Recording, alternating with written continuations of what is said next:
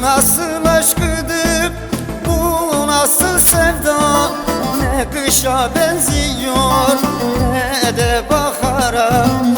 Umutlar tükendi, hep gitti zaya. Parça parça oldum, zayi ettin beni. Umutlar tükendi, hep gitti zaya. Parça parça oldum, zayi ettin beni.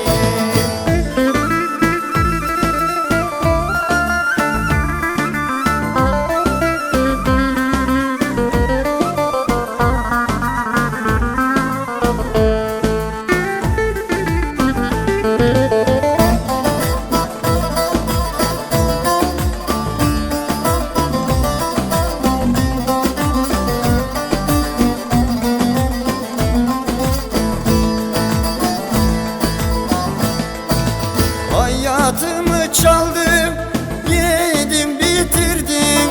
Hem aşkımı hem de beni yitirdin. Her günümü zehir ettin, içirdin. Parça parça oldum, zayi ettin beni. Her günümü zehir ettin, içirdin. Parça parça oldum, zayi ettin beni.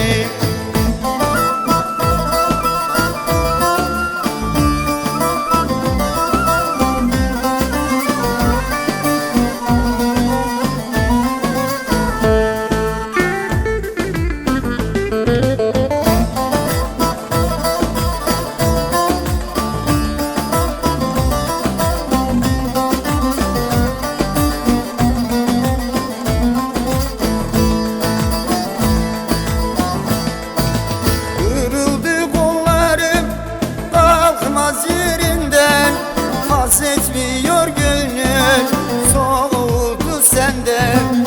Yüreğimi söktüm, aldın yerinden. Parça parça oldum, zayi ettin beni. Yüreğimi söktüm, aldın yerinden.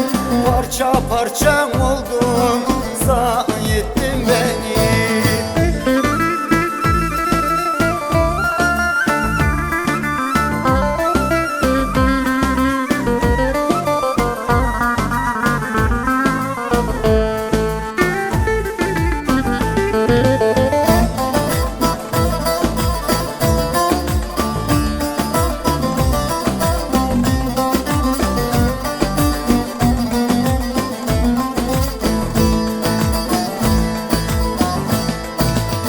Umutlar tükendi, güller kurudu.